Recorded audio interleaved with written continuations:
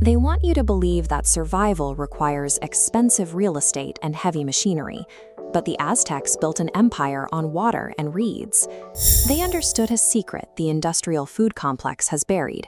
You don't need land to grow a legacy.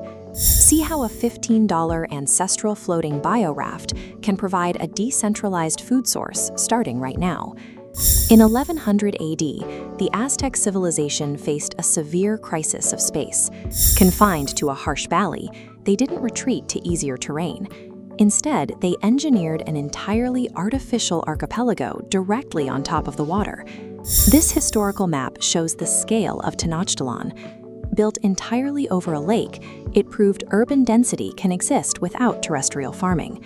They fed hundreds of thousands using chinampas, stationary agricultural machines anchored in a vast grid, functioning as an artificial landscape. You can still see the surviving geography today. The long, parallel waterways separating the agricultural strips reflect the layout of those ancient floating baskets. There is a common misconception about how these baskets worked. While filled with lake sediment, that material wasn't traditional nutrient-rich soil. It acted purely as a biological anchor to hold the roots steady. Soil is merely an optional container. Biological life relies on nutrient solutions sharing a fluid medium. Scaling your survival means decoupling your crops from dry land. This brings us to the science of waterworks, literally the Greek roots for hydro and ponics. It is the mechanical transition of physical labor away from human energy and soil density, giving that labor to fluid dynamics. This illustration shows the physical reality and pest vulnerability of traditional dirt-based agriculture. Terrestrial farming involves a significant metabolic drag, requiring constant digging, tilling, and weeding. This diagram illustrates how the Aztecs bypassed that labor. They mastered fluid mechanics, utilizing tools like the Archimedes screw to move thousands of gallons of water, letting the machinery perform the work of gravity. We can scale this ancient macro-engineering blueprint down to a modern level. Applying these principles to static hydroponic builds replicates the chinampas in a single controlled reservoir. Mastering these fluid dynamics provides a decentralized alternative to industrial models, effectively bypassing the metabolic drag of terrestrial farming.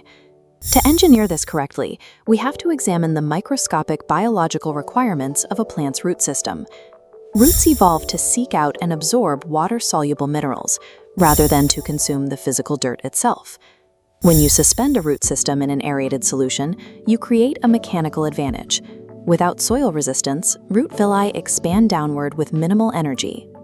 Exposing those freely hanging roots to highly oxygenated water acts as a biological trigger.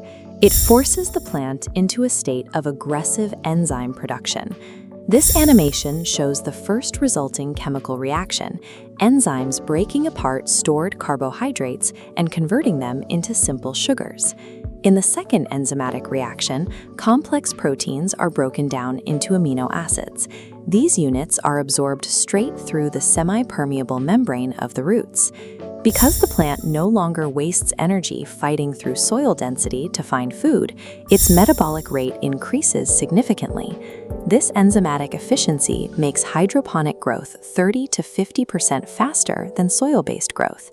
By removing the physical friction of soil and introducing dissolved oxygen, you enable the organism to reach its peak metabolic rate. We can translate this theory into physical hardware. Here are the specifications to build a deep water culture module for under $15. Start with the reservoir. You need an opaque plastic storage bin, about 6 inches deep. Opacity is required to block UV light, which prevents algae from synthesizing in your water. For the raft, cut a piece of rigid EPS foam, 1.5 to 2 inches thick. Size it to fit the bin, but leave a 1/2-inch expansion gap around the edges to allow for fluid movement. Next, cut 6 equidistant 2-inch holes into the foam to fit your mesh plastic cups. The depth is vital. Every cup must remain submerged. To anchor the plants, we use leca, lightweight expanded clay aggregate. This cross-section diagram shows why leca is suited for this. Unlike dense soil, leca is highly porous, holding trapped pockets of both air and water while remaining chemically inert. Finally, install a basic air stone at the bottom of the reservoir, driven by an external aquarium pump. This keeps the water oxygenated and protects the root systems from anaerobic rot. Combining an inert structural anchor with continuous oxygenation creates a decentralized food station that operates independently of soil. The hardware must be supported by precisely calibrated liquid chemistry. You must manage the pH parameter, targeting a neutral 7. Plants are chemically sensitive. If the water is too acidic or too basic, their roots cannot absorb nutrients effectively. This is why tap water can be problematic. If it contains heavy mineral salts like calcium and magnesium, they will build up and interfere with the solution. Start with purified or spring water. Charge the water with a nutrient mix, the NPK triad of nitrogen, phosphorus, and potassium, along with secondary nutrients. This vector representation shows how we track inputs. We measure mineral content using electrical conductivity, or EC. Pure water holds no charge, but dissolved minerals create a readable circuit. Use an EC meter to monitor this, adding nutrient solution until hitting 800 to 1200 ppm. Add a few drops of hydrogen peroxide to the reservoir once a week. This acts as a deterrent against algae growth. Mastering this protocol allows you to actively control the plant's biological inputs, rather than relying on the variables of traditional gardening. With the chemistry balanced, we move to operation. You cannot place seeds directly into the bioraft. Start your seeds externally, using inorganic plugs, such as rock wool or oasis cubes, until they sprout. Using inorganic materials is a security measure. It ensures you do not introduce soil-borne pathogens into your sterile water reservoir. Once a thick taproot bursts through the bottom of the inorganic plug, it's ready to be transferred into the mesh cup and anchored with leca. The system is modular. You can link multiple rafts together using simple fishing line, scaling up your production surface area as needed. This modular linking allows you to replicate the architecture of the ancient Aztec archipelago on a small, personal scale.